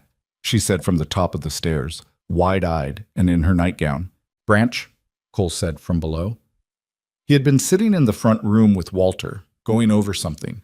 Maps, she thought, the property survey documents that deeds had left with them. Tree branch. We're fine. Ruby processed this. Are you sure? Come down here and listen. She came down the stairs in her bare feet. Tessa noted this and went to find her slippers, which were under the kitchen table where they had no business being, and Cole had her put her hand on the wall of the front room. Feel that? He said. Ruby frowned. It's vibrating. That's the wind. The house is built to do that, to move a little instead of fighting it. If it didn't vibrate, it'd crack. He looked at her. The house is fine. We're fine. Ruby took her hand off the wall. She thought about this for a moment. How do you know that? Because I built half of it, he said, and my grandfather built the other half, and he knew what he was doing. Ruby looked at the wall with a new expression, something that was reassessing it, the way children reassessed things when they got new information about them. Okay, she said. She was handed her slippers by Tessa, who had appeared from the kitchen. She put them on with dignity. I wasn't scared, she said. I just wanted to know. I know, Cole said. She went back upstairs. Walter, who had watched all of this from his chair, looked at Cole over the top of the survey map. She's something, he said. She is, Cole agreed, in the tone of a man who meant it in every possible direction at once. Tessa woke at 2 a.m. to the sound of something wrong. She had been asleep for perhaps 3 hours. A light, alert sleep, the kind that came when weather was pressing at the house. And she was awake before she had fully identified what had pulled her out of it. She lay still for a moment, listening. The wind was still up. The house still shivered in its practiced way, but there was something else. A different sound coming from outside, closer than the wind. She got up, put on her boots and her heavy coat over her nightgown and went into the hall. The sound was coming from the direction of the barn. She stood at the back window and looked out into the dark. The snow was still coming, not as hard as earlier, but steady, and in the thin light from the house she could see it moving. And then she saw the barn door. The latch had given. One of the big doors was swinging in the wind, open a foot, then 2 feet, then slamming back, open and slamming, and even from the house she could hear the horses. The particular pitch of horses that were frightened and enclosed, and hearing a sound they couldn't place. She knew what a spooked horse in an unlocked barn could do. She had seen it once, years ago, at the Mercer farm. 2 horses lost and a third with a broken leg, and a winter without the animals they needed. She did not stop to wake anyone. She would think later about whether that had been the right decision or just the instinctive one. At the time, she did not think at all. She went out the back door into the storm and crossed the yard at a run. The cold hit her like something solid. The wind was coming hard from the northwest and the snow was everywhere at once. In her face, down the collar of her coat, under her boots in a drift that had built up against the back wall of the house. She could barely see the barn, but she could hear it. The door slamming, the horses, the wind. She reached the barn door in the dark, found the edge of it by feel, and got both hands on it. It fought her. The wind had gotten behind it and it wanted to go, and she was not a small woman, but the wind was not concerned with her size. She pulled it toward her, and it came part way, and then the wind gusted and shoved it back, and she had to get her whole weight against it. "Hold it," said a voice behind her. Cole was there. She hadn't heard him, couldn't have heard anything over the storm, and he got his shoulder against the door beside her, and they both pulled, and the door came back, and he drove the pin into the latch with the heel of his hand, once, twice, and it held. They stood there for a moment in the shelter of the barn wall, both of them breathing hard. "I heard it from upstairs," he said. "I heard it from my room," she said. A pause. The wind shoved at the barn, but the door stayed. "You should have woken me," he said. "I know." She looked at the latch. "It held?" It held. He checked it with both hands. The bolt was worn through. "I should have replaced it before the storm." His voice had the particular flatness of a man acknowledging a mistake that had consequences. "That's on me." "It's held now," she said. They went back inside together. The kitchen was still warm from the range. Walter was in the doorway from the hall, having come down at the sound of the back door. "Barn door," Cole said. Walter looked at Tessa. Her coat was soaked through and her hair was plastered to her face from the snow. and she was aware that she was standing in the kitchen in her nightgown and boots, and an expression that was probably not dignified. Walter looked at her for a moment. Then he said, "Get by the range," in the voice he used for things that were not up for discussion. He went to get a dry blanket from the front room chest. Cole was already putting wood on the fire. What happened in the kitchen in the next hour was not dramatic. It was just the three of them by the range. Walter had gone back to bed after assessing that no one was dying, and the storm outside and the warmth inside, and Tessa with the blanket around her shoulders drinking the tea Cole had made without ceremony or comment, and Cole sitting across the table from her in the way he sat when he was tired enough that the usual careful positioning had been worn down. He looked at her. She looked back. "You didn't think," he said, not accusingly. "You just went." "The horses." "I know. I'm not criticizing it." He looked at his hands on the table. "It was the right thing to do. I mean that you went without thinking about whether it was safe." "It wasn't that unsafe. It was dark and the wind was—" He stopped. "You could have gotten disoriented out there. Between the house and the barn in a storm like that, if you'd gone 10 feet in the wrong direction—" He cut himself off again. She studied him. He was not saying this the way he said practical things. There was a different quality to it, something compressed, something that was about more than the logistics of navigating a yard in a snowstorm. "I knew where the barn was," she said. "You knew where it was at 2 in the afternoon, at 2 in the morning in a whiteout." "Cole," she said it quietly. "I'm fine." He looked at her for a moment, then he looked at the table. "I know," he said. "I know you're fine." The storm pressed against the house. The range ticked with heat. "I need to say something," he said. He said it the way he said most difficult things, directly, not preceded by preamble, just the thing itself. She waited. "When I came out and I saw you at the barn door—" He stopped, tried again. "You were just there, in the dark and the snow, both hands on the door, just handling it, like this was yours to handle." He looked up at her. "It hit me that you've been doing that since the day you got here. Just handling things, quietly, without making a production of it or keeping a tally of it." She didn't say anything. "I've had people in this house who kept a tally," he said, "who did things and wanted you to know they were doing them, who made sure the doing was visible." He paused. "You're not like that." "Keeping a tally is exhausting," she said, "and the things still need to be done whether anyone notices or not." He looked at her. "People have underestimated you," he said. It was not a question. "Most of my life," she said honestly, "that's their failure." She felt something shift in her chest, careful, cautious, like something that had been pressed flat for a long time and was testing the possibility of more space. "You didn't underestimate me," she said, "that first morning. You looked at my bag and the wet coat and you made a practical offer. You didn't ask me to prove anything first. I asked you to cook lunch. That's the same thing." Something moved at the corner of his mouth. "I suppose it is." The quiet stretched between them. Outside the wind was still working at the house, but the sound of it had changed. Lower, more sustained, less urgent. The worst of it had passed. "Tessa," he said. She looked at him. "I don't—" He stopped, seemed to be taking stock of what he was trying to say and how much of it was ready to be said yet. "I'm not good at this, saying things. You've probably noticed." "I've noticed you say what you mean when you say something," she said.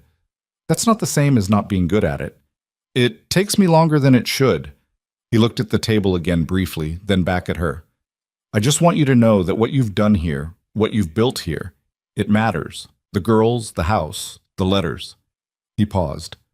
"Being here when it was hard." "It's been hard for you too," she said. "It has," he agreed. "But you—" He seemed to decide something. "You didn't have to stay through the hard part. You could have taken the first train out when Granger filed, and the town started talking, and it became more than a household job." He looked at her steadily. "You didn't." "No," she said. "Why?" She thought about it honestly, the way she had learned to think about difficult things, without decoration, without the softer version of the answer that made everything easier, but less true. "Because it stopped being just a job," she said. "Somewhere in the first 2 weeks. I don't know the exact day, But it stopped. She held his gaze. I stayed because I wanted to. The range ticked. The wind was down to a low, sustained note. He reached across the table and covered her hand with his. Just that. One hand over hers, warm from the fire, not demanding anything, not performing anything, just there. She looked at his hand, then at his face. I'm not good at this either, she said. I want to be honest about that. I know, he said. Neither am I. He paused. But I think we're both better at hard things than easy ones. She felt that thing in her chest shift again, larger this time, less careful, more unwilling to stay pressed flat. That's probably true, she said. His hand stayed on hers. Neither of them moved for a while. The storm broke toward morning. Tessa was up before light, the same as always, and the yard was buried in 18 inches of clean snow, and the sky was the particular white-blue of cold mornings after storms, sharp-edged and washed clear. The mountains were enormous in it, closer looking in the cold air, every ridgeline visible. Ruby came down at 6:30 and stopped dead in the doorway when she saw the yard through the kitchen window. It's beautiful, she said. Then, can we go out in it? After breakfast, Tessa said. Promise? Tessa looked at her. Yes. Ruby sat down with the satisfaction of someone whose negotiation had concluded favorably.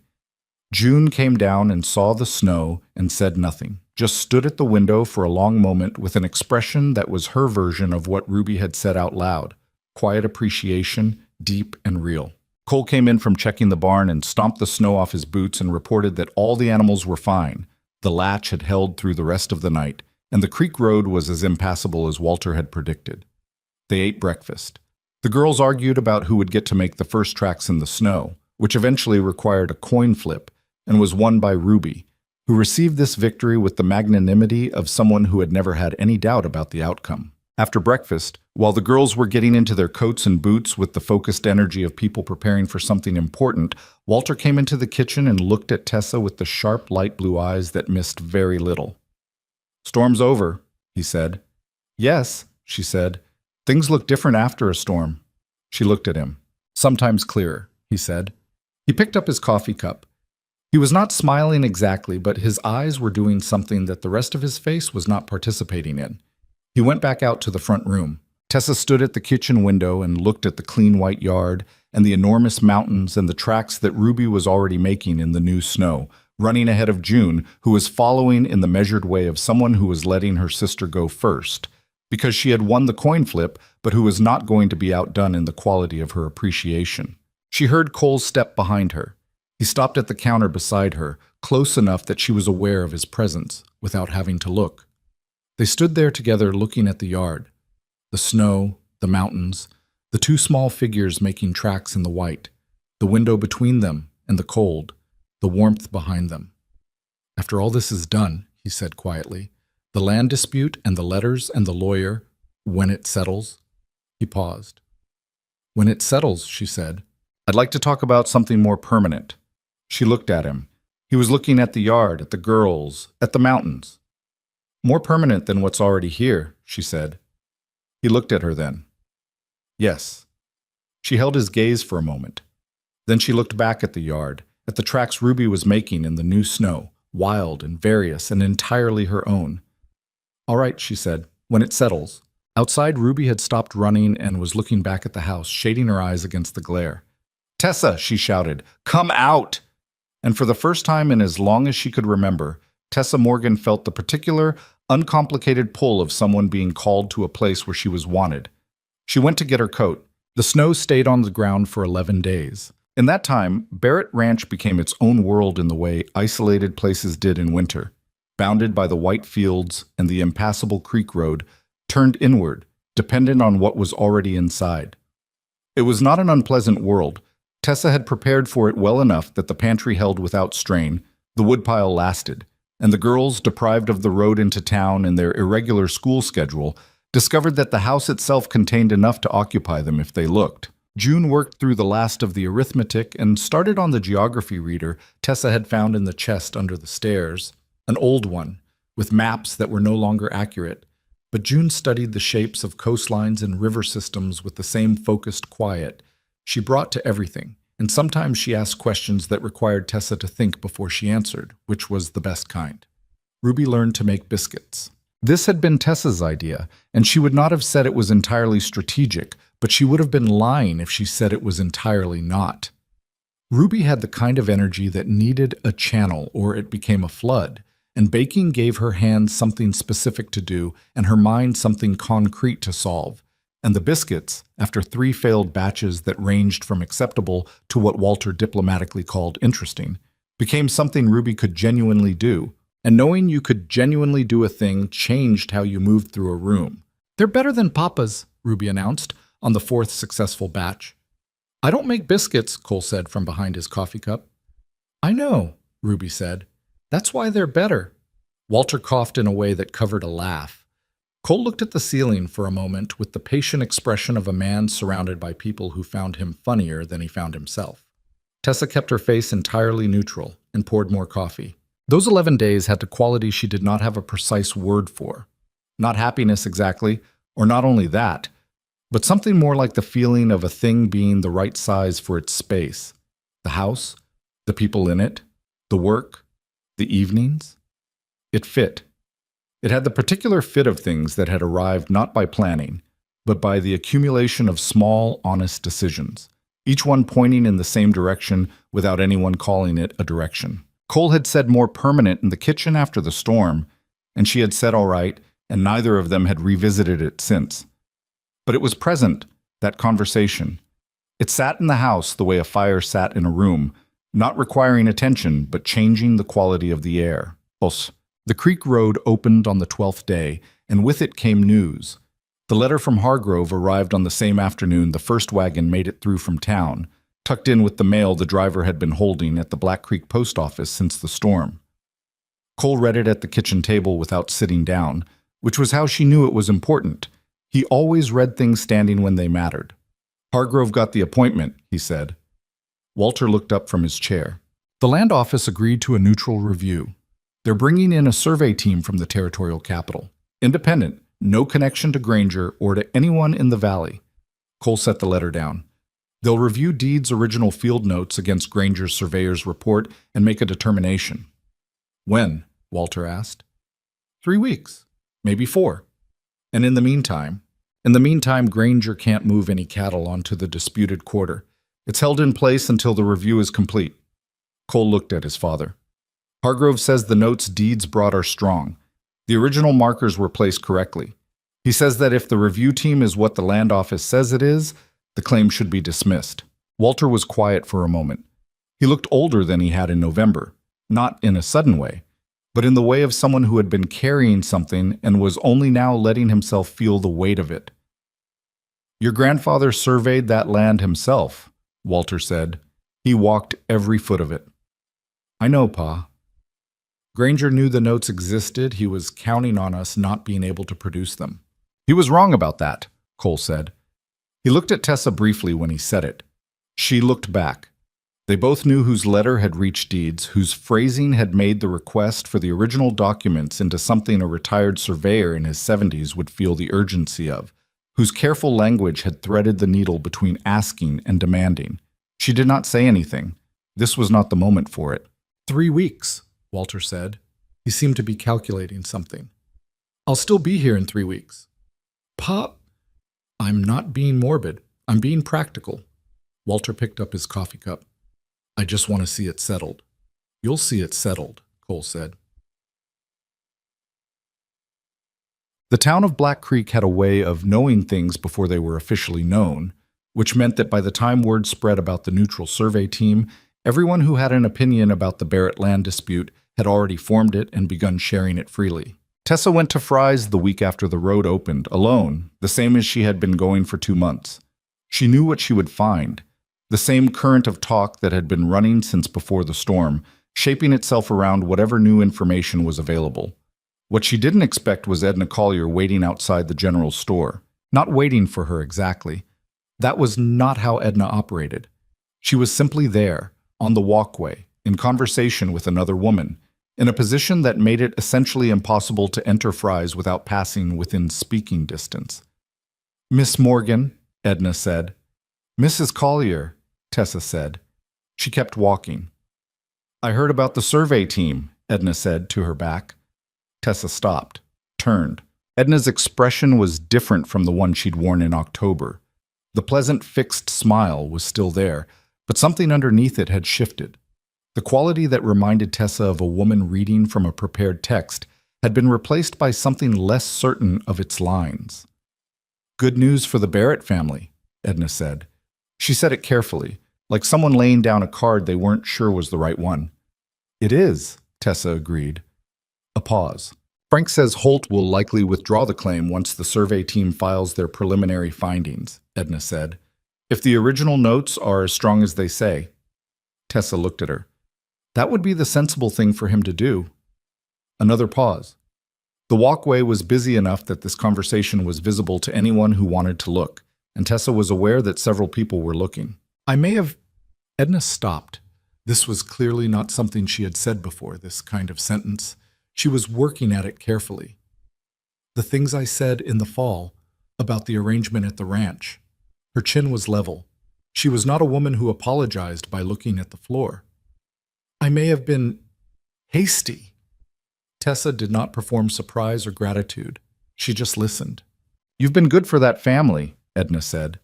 The certainty in her voice was real, even if it cost her something. "Whatever else I thought. You've been good for them." Tessa considered her for a moment. She thought about October, the two women in Fry's, the comment about background.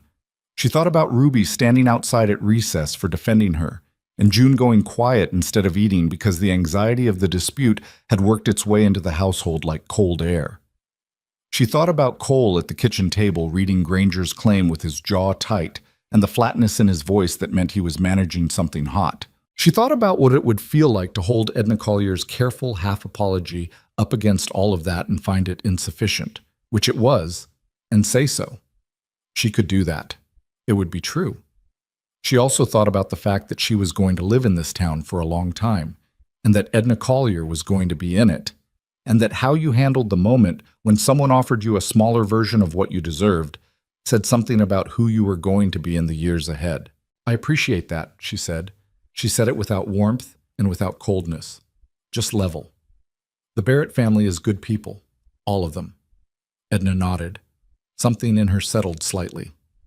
"Good day, Mrs. Collier," Tessa said, and went into Fry's. Aldous Fry, behind his counter, had the expression of a man who had heard everything through the window and found it highly interesting. "Morning," he said. "Morning," she said, and handed him her list. The survey team arrived from the territorial capital in the second week of January. There were 3 of them, 2 surveyors and a land records examiner, and they worked for 4 days, measuring and comparing and spending long hours in the land office with Deeds's original field notes spread across the table. Cole was present for most of it. Walter insisted on being there for the first day despite the cold, and nobody argued with him. Tessa stayed at the ranch and managed what needed managing and did not let herself think too much about what was happening in town, because thinking too much about things she couldn't influence was a habit she had spent years trying to break. On the 3rd evening of the survey team's work, Cole came home and sat down at the table and said, "It's going well," in the voice he used when something was going better than that. "Tell me," she said. "The lead surveyor, his name is Ardell, been doing this 40 years. He looked at Deed's notes for about an hour on the first day, and then he went out to the eastern quarter in person and walked the line." Cole looked at his hands. He came back and told the land office that he would be very surprised if the original markers had been placed incorrectly. He said Deed's methodology was standard and well documented, and that whatever Granger's surveyor was claiming, it wasn't supported by the physical evidence. "That's almost a verdict," she said. "It's not official until they file, but Hargrove called it a favorable indication." She looked at him across the table. He looked tired, but not the heavy tired of the past 2 months. This was the tired of someone who had been carrying something and could feel it starting to lift. "When will they file?" she asked. "End of the week, possibly next." He paused. "Granger's lawyer requested a 2-day extension to review the findings before they're finalized. Hargrove says that's standard, and that it sometimes signals a party preparing to withdraw before the determination is official, which would mean no formal ruling against him. Right. He gets to step back and call it a voluntary withdrawal, and nobody has to put in the record that his claim was fraudulent. Cole looked at the table. I don't love that, but Hargrove says if the choice is between a clean dismissal in the record and a faster resolution, the faster resolution is better for us. Tessa thought about it. He's right. Cole looked at her. You think? You don't need Granger formally labeled in a document. You need the land back and the dispute closed. Those are different things, she paused. Letting him retreat without a public record of it costs you nothing, and it costs him enough that he'll know better than to try it again. Cole was quiet for a moment, looking at her in the particular way he had when she'd said something that confirmed something he was already thinking. Hargrove said almost exactly that, he said. Then you should probably listen to both of us. The corner of his mouth moved. Granger withdrew the claim on a Thursday morning. Cole told her that evening. Walter was at the table. The girls were upstairs, nominally doing their lessons, actually conducting some kind of complex negotiation that involved the movement of furniture that Tessa was choosing not to investigate. It's done, Cole said. Walter sat very still for a moment. Then he put both hands flat on the table and looked at them, and something in his face moved that he didn't try to control, which was unusual for Walter and which Tessa watched carefully and then looked away from, because it was his. 25 years, Walter said to his hands. The land is clear, Cole said. Hargrove is filing the confirmation. It'll be in the county record by end of next week. Walter nodded once. He picked up his coffee cup and drank from it, and when he set it back down, he was himself again.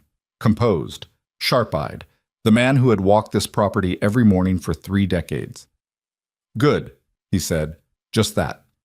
Cole looked at Tessa. She looked back. Thank you, he said. He meant the letters and the evenings at the kitchen table and the 43 days of staying when the staying was hard. He meant all of it, compressed into 2 words the way he compressed most things, and she understood it completely. You would have gotten there without me, she said. Maybe, he said, but not as fast, and not as cleanly. Walter made the sound that might have been a laugh. Mom. It was Cole who brought it up, 2 weeks after the claim was withdrawn, on a Sunday evening when the girls were in bed and Walter had turned in early, and the house was quiet around them. He had been building toward it for several days. She could see it the way you could see weather building, in the way the air changed quality before the sky changed color. He was not a man who said things before he was ready to say them, and she had learned to read the particular quality of his quiet when he was working toward something.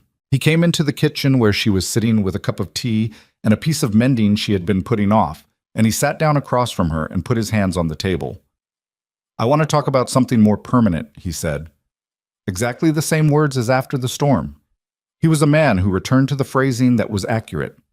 All right, she said. She set the mending down. I'm not going to be eloquent about this, he said. I want to say that first so you know I know it. I've never needed you to be eloquent, she said. He looked at her. I know, that's one of the things. He paused, organizing.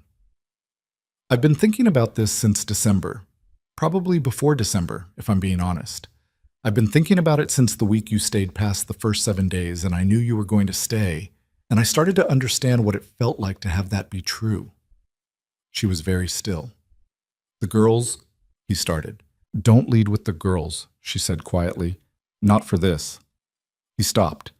He looked at her for a moment, and something in him shifted, opened slightly, the way it had at 2 a.m. in the kitchen after the storm. You're right, he said. I'll start again. He took a breath. She had not seen him do that before, the deliberate kind. I have spent 4 years being competent at everything that needed to be done and empty of most of the rest of it. I know how to run this ranch. I know how to raise my daughters. I know how to be responsible and present and keep things functioning. He looked at the table. I forgot what it felt like to want to come inside at the end of the day. Not to eat, not to check on the girls, not because it was time to come in, just because someone was there. He looked up at her. You're there. And I come in the door and the kitchen is warm and I can hear you talking to Ruby about something and the whole house feels different than it felt before you. She looked at him for a long moment. She was aware of something in her chest that was not cautious anymore, that had stopped being cautious sometime in the past 2 months, and she had not fully let herself notice until right now. "Cole," she said. "Let me finish," he said. "I've been rehearsing this and I need to get through it." She pressed her lips together. "I am not easy to live with," he said. "I know that. I don't talk enough, and when I do, I'm too direct and it comes out wrong sometimes. I work too much. I forget that other people need things said out loud that I think are obvious. I will, at some point, do something that makes you want to put me through the barn door, and I can't promise I'll handle that well when it happens." He paused. "But I will show up. Every day. I will tell you the truth even when it's inconvenient. I will not take what you do here for granted, and I will not pretend I didn't notice it after I've noticed it." Another pause. "And I'll try. With the saying things out loud, I'll try harder than I'm naturally inclined to try." The kitchen was very quiet. "That's your proposal?" she said. He looked at her steadily. "That's my proposal." She thought about the train station in October and the letter that said more suitable, and the first night in Mrs. Moran's boarding house, when she lay on the bed in her clothes and told herself she wasn't going to cry. She thought about the first morning in the kitchen before anyone was awake, lighting the range, making coffee for a man she didn't know yet in a house that wasn't hers. She thought about Ruby's voice in the snow, "Tessa, come out," and the feeling of being called to a place where she was wanted. "I'm not easy either," she said. "I need to say that. I have 12 years of learning not to trust that good things will last, and that is going to make me difficult sometimes. I will assume the worst at moments when I should assume the best, because that habit is in me deep, and it doesn't come out clean just because the situation is different." She looked at him. "I will probably pick the wrong fight at the wrong moment and not know how to back down from it. I will sometimes be so determined to prove I can manage something alone that I won't ask for help when I should." "I know all of that," he said. "You know some of it." "I know enough of it." He looked at her. "It doesn't change the question." She looked back at him across the table.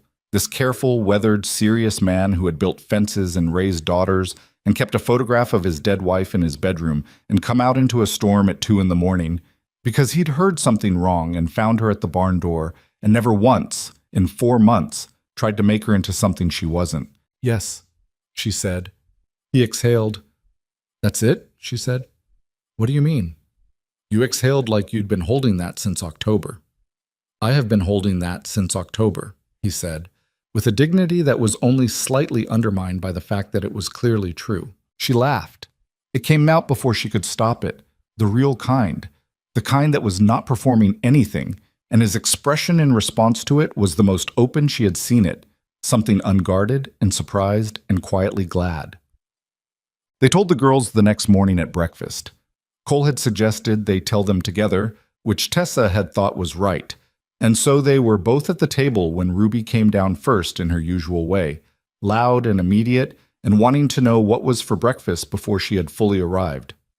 "Sit down," Cole said. Ruby looked at his face. "Are we in trouble?" "You're not in trouble."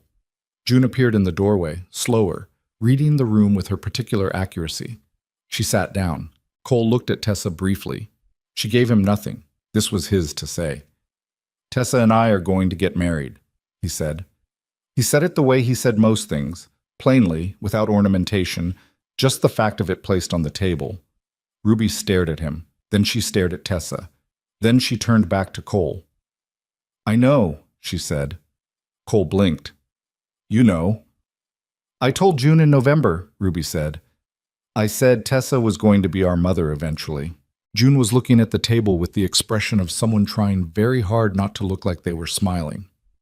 "You told June in November," Cole repeated. "You're not that subtle, Papa," Ruby said, with the compassion of someone delivering this information for his benefit. Cole looked at Tessa. She looked back at him. She was not going to be able to hold her face neutral for much longer. "June," Cole said, "did you have something to say?" June looked up. Her smile had made it to the surface by now, and she had stopped trying to prevent it. "I just wanted to make sure Tessa actually wanted to," she said. She looked at Tessa. "Do you actually want to?" "I actually want to," Tessa said. June nodded, with the satisfaction of someone who had asked the question that needed asking. "Good," she said. Ruby, who had been containing herself for approximately 40 seconds, could not contain herself further. "Can I be in the wedding?" she demanded. "Ruby, can June be in it too? We should both be in it. I want a ribbon that matches the— What color are you wearing? Can it be blue?" "I think it should be blue." "Ruby," Cole said. "I'm just asking." "One question at a time," Tessa said. Ruby closed her mouth, opened it, closed it again. "Can I be in the wedding?" she said, one question, contained and precise. "Yes," Tessa said. Ruby's expression was everything June's had been trying not to be for the past 3 minutes. She turned to her sister with the triumph of someone whose November prediction had been vindicated. "I told you," she said. "You tell me everything," June said. "That doesn't mean you're always right." "I'm right about important things," Ruby said. Walter appeared in the kitchen doorway. He had his hat on, as always, and his coffee cup, and the expression of a man who had been listening from the hall for at least the last 2 minutes. He looked at Cole. He looked at Tessa. He nodded once. Not small, not performative, but the full weighted nod of a man who meant it with everything he had. "About time," he said, and went to pour his second coffee. They were married in March, when the snow had pulled back from the valley floor and the first pale signs of the season were coming up along the creek bank. It was a small ceremony held at the ranch, which was the right place for it. Not a formal arrangement, but a gathering of the people who had been present for all of it. Walter, the girls, the lawyer Hargrove, and his wife who had driven out from the county seat, and Deeds, who had made the journey from Millhaven despite his hip, and who cried at the edge of the yard and pretended he wasn't. A few people from town came. Not many, but some. Aldous Fry and his wife. A couple of the ranching families who had known the Barretts for years. 1 or 2 faces Tessa recognized from her walks to town, people who had watched the months unfold and made their own quiet determinations. Edna Collier did not come, which was fine. She had sent a note that said warmest wishes in her precise handwriting, which was more than Tessa had expected and exactly as much as she needed. Ruby's ribbon was blue. June's was the same blue. Ruby had been right about the color. What Tessa understood about her own life, standing in the yard of Barrett Ranch in March, with the mountains enormous in the clear, cold sky, was something she had known in pieces for years but had never quite been able to hold as a whole thing until now. The world does not make room for people like her.